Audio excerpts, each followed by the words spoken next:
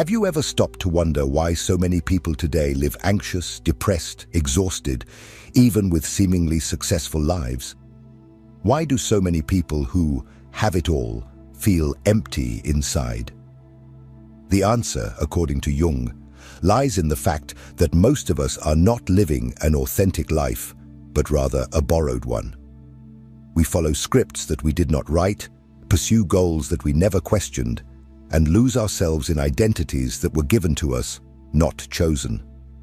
Modern society has created a value system that rewards appearance, performance, and productivity.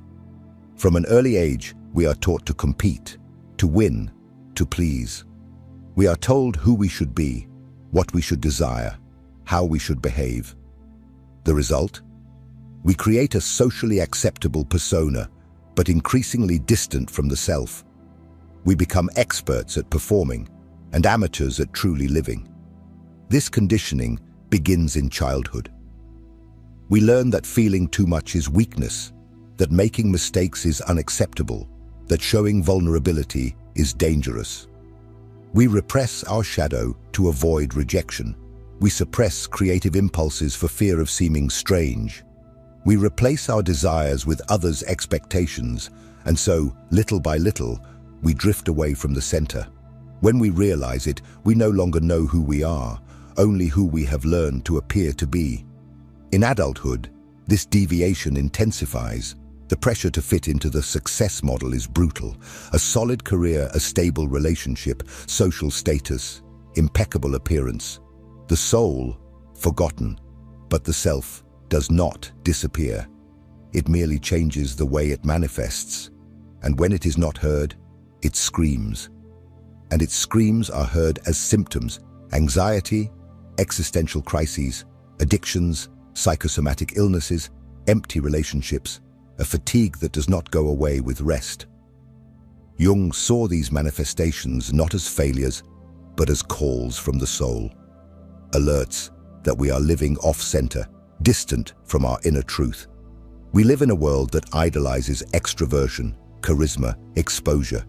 But not everyone was born to be seen. Some were born to see, others to create, still others to heal, to silence, to observe. The problem is that by standardizing the ideal of life, modern culture transforms unique talents into apparent flaws. The introspective becomes too shy, the sensitive becomes fragile, the reflective becomes slow. And in this process, entire archetypes are suffocated. The healer is ignored, the artist is mocked, the mystic is ridiculed. Worse still, our society not only ignores the unconscious, it fears it. And what culture fears, it pathologizes. The result is an entire generation that feels broken for not being able to fit into a mold that was never made for them. But there is a way out. Jung believed that suffering is often the beginning of healing, because it forces us to stop, to look within, to question. And in that moment, if we have the courage, we can begin the process of returning to the self, which Jung called individuation. And this return begins with a fundamental step, recognizing the signs that we are off our path. Symptoms that are not failures, but compasses, sensations that, if listened to attentively, can point the way back to the soul. In the next part, we will delve into exactly that. What does it mean to be on the wrong path? What are the invisible signs, the emotional symptoms, the repetitive patterns that indicate you are drifting away from who you really are, and how to begin to walk the path back? Being on the wrong path does not only mean making bad decisions or suffering external consequences. Being on the wrong path, from Jung's deep perspective, means living disconnected from your essence, from your innermost truth. And that always comes at a cost. The soul knows when you are drifting away from your center. And even if your mind tries to rationalize, pretend, or ignore, the signs always appear. They come in subtle forms at first, like restlessness, inexplicable boredom, small discomforts. But if you insist on ignoring these whispers, the soul begins to scream, and the screams are loud enough to paralyze your life.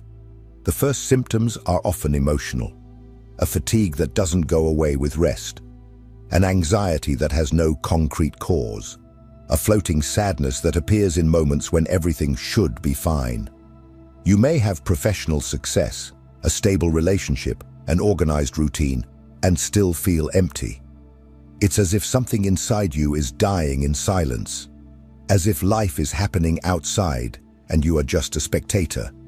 Then come the repetitive patterns, relationships that always end the same way, cycles of self-sabotage, decisions that cancel each other out.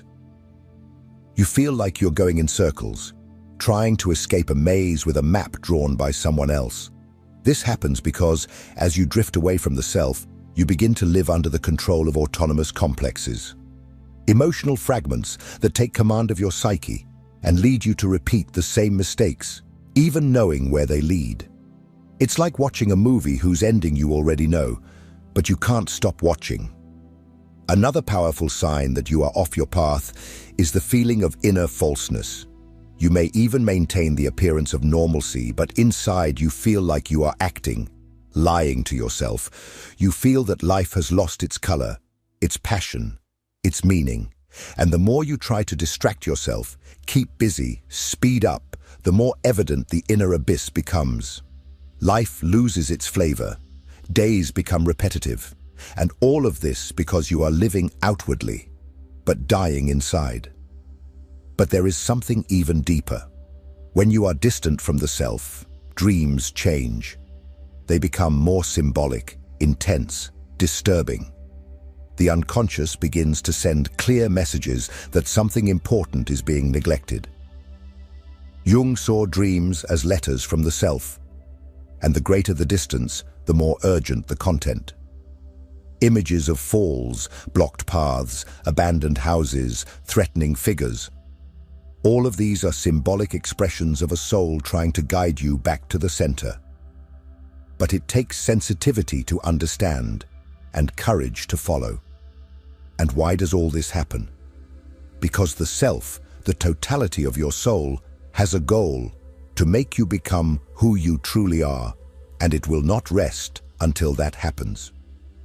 Jung called this process individuation, and it is not comfortable. It is demanding, profound, challenging, because it requires confronting everything that has been repressed. Your shadow, your fears, your hidden desires, your forgotten potentials. And above all, it requires a dive into the unknown, into what you are not yet, but can become. So, if you feel lost, repeating patterns, emotionally drained, or living a life that seems not to belong to you, this is the call. Not as a punishment, but as an invitation. You are not being punished, you are being awakened. And this is precisely where the next step of the journey comes in.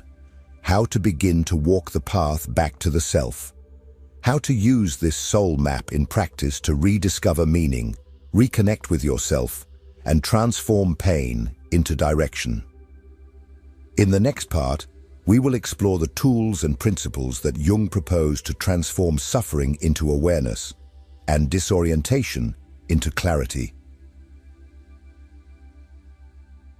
So far, you have understood that there is a map, that the soul has a structure, that society teaches us to ignore it, and that the symptoms you feel are compasses disguised as pain.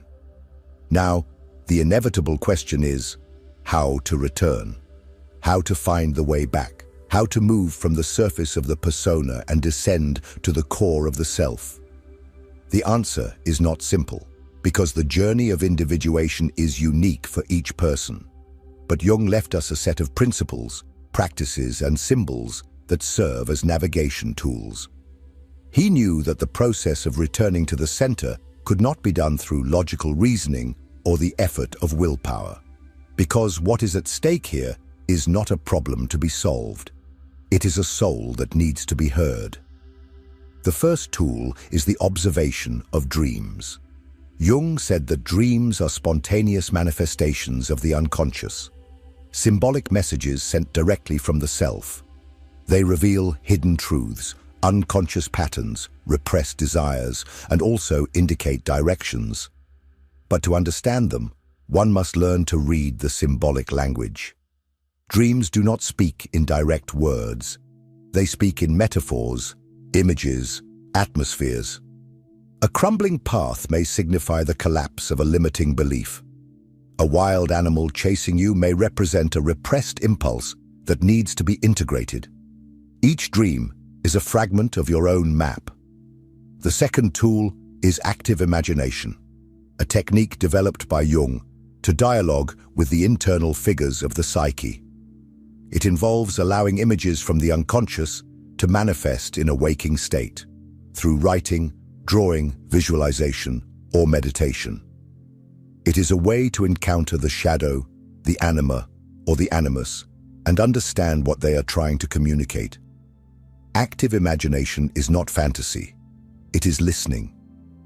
It is placing oneself before the inner unknown with presence and courage. It is making space for the unconscious to manifest, not as an enemy, but as an ally. Another essential path is the confrontation with the shadow. This means looking at what you reject in yourself, without judgment, without escape, without disguise. It is admitting the dark impulses, the hidden resentments, the vulnerabilities you hide even from yourself. But it is also recognizing the forgotten talents, the silenced desires, the suffocated potentials. The shadow is not a monster to be defeated. It is a piece of your soul crying out for recognition, and without it, individuation is impossible.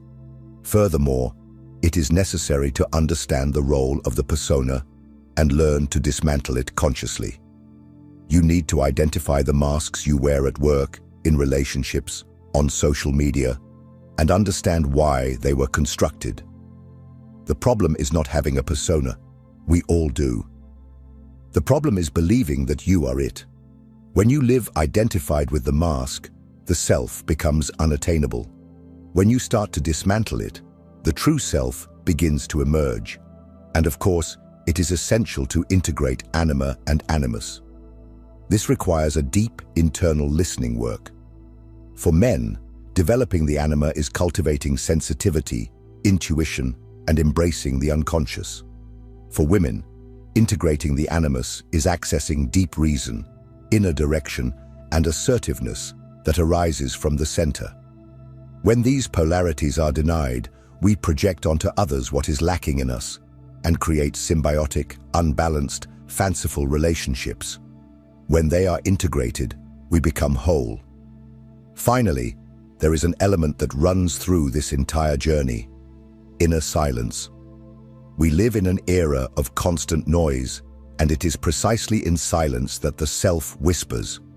Hurry is the enemy of the soul. Individuation requires pause, presence, solitude. Not as escape, but as a spiritual practice. Because only in silence can you hear yourself without the filter of the world. These practices are not ready-made recipes. They are doors, tools, keys, and each person must discover their own rhythm, their own time, their own way of walking. The only real requirement is the willingness to face oneself, deeply, honestly, radically. But even with these tools, there is a trap that many face when starting this journey. The idea that they need to become someone else, that they need to completely transform to achieve wholeness. Jung said the opposite. The goal of individuation is not to become someone new. It is to become who you have always been, but did not yet know. And this leads us to the deepest part of this journey: integration. The moment when the fragmented parts begin to unite, and true identity emerges from chaos. In the next part, we will explore what it means to integrate all these aspects of the psyche, and how this integration not only heals, but liberates.